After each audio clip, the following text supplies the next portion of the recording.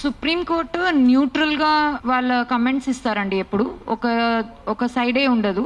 Supreme court ఏం చెప్తున్నారంటే, పిల్లల్ని కుక్కలు గరుస్తున్న విషయం మీద వాళ్ళు సీరియస్ గా దాని మీద కమెంట్స్ చేశారు. కానీ వాళ్ళు ఏం చెప్తున్నారంటే, సైంటిఫిక్ గా ఏదైతే WHO గానీ సైంటిఫిక్ గా ఏదైతే వర్కౌట్ అవుతుందో ఆ పద్ధతే పాటించమంటున్నారు. కానీ యూనియన్ గవర్నమెంట్ కానీ స్టేట్ గవర్నమెంట్స్ రెస్పాన్సిబుల్ అని చెప్తున్నారు. ఈ కుటుంబ నియంత్రణ ఆపరేషన్ మరియు రేబీస్ టీకాలు అనేది ఇవాళ చెప్పింది కాదు. 2001లో మనకి రూల్స్ వచ్చాయి. ఇన్ని సంవత్సరాలైనా గానీ అది ఇంప్లిమెంటేషన్ కి నోచుకోలేదండి.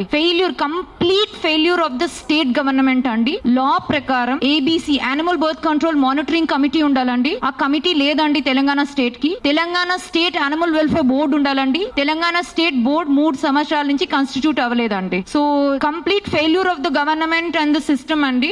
సుప్రీం కోర్ట్ ఏం చెప్తుందంటే, దయచేసి కుటుంబ నియంత్రణ ఆపరేషన్ మరియు రేబీస్ టీకాలు చేసుకోవడమే కాకుండా కుక్క కాటు గురవ్వకుండా తీసుకోవాల్సిన ప్రికాషన్స్ అన్నిటి బాధ్యత కేవలం గవర్నమెంట్ దే కాదు, జంతు ప్రేమికులు ఎవరైతే జంతువులకి ప్రేమిస్తారో, డాగ్స్ కి ఫీడ్ చేస్తారో వాళ్ళ రెస్పాన్సిబిలిటీ కూడా తీసుకోమని చెప్పారు. కానీ మిస్అండర్స్టాండింగ్ ఏమైందంటే, డాగ్స్ కి ఫీడ్ చేసే వాళ్ళు రెస్పాన్సిబిలిటీ తీసుకోమని చెప్పారు కానీ వాళ్ళు రెస్పాన్సిబుల్ అని అనలేదు. ఇక్కడ మొత్తం స్టేట్ గవర్నమెంట్స్ అంతా ఏం చేశాయంటే, మీరు కుక్కకు ఫుడ్ పెడుతున్నారా, మీరు డాగ్ ఫీడర్సా, ఒకవేళ ఆ ఏరియాలో కుక్కలు కరిస్తే ఆర్ ఒకవేళ కుక్క కాటు వల్ల ఎవరన్నా చనిపోతే కంప్లీట్ రెస్పాన్సిబిలిటీ డాగ్ ఫీడర్స్, వాళ్ళని పట్టుకొని పోయి కొట్టండి లేకపోతే వాళ్ళని రెస్పాన్సిబుల్ చేయమని స్టేట్ గవర్నమెంట్స్ అందరూ మిస్అండర్స్టాండ్ చేసుకున్నారు. సుప్రీం కోర్ట్ చెప్పింది అది కానే కాదండి. సుప్రీం కోర్ట్ చెప్పింది గవర్నమెంట్స్ తో పాటుగా జంతు ప్రేమికులు కూడా రెస్పాన్సిబిలిటీ తీసుకోమని చెప్పారు. ఇది సుప్రీం కోర్ట్ చెప్పింది.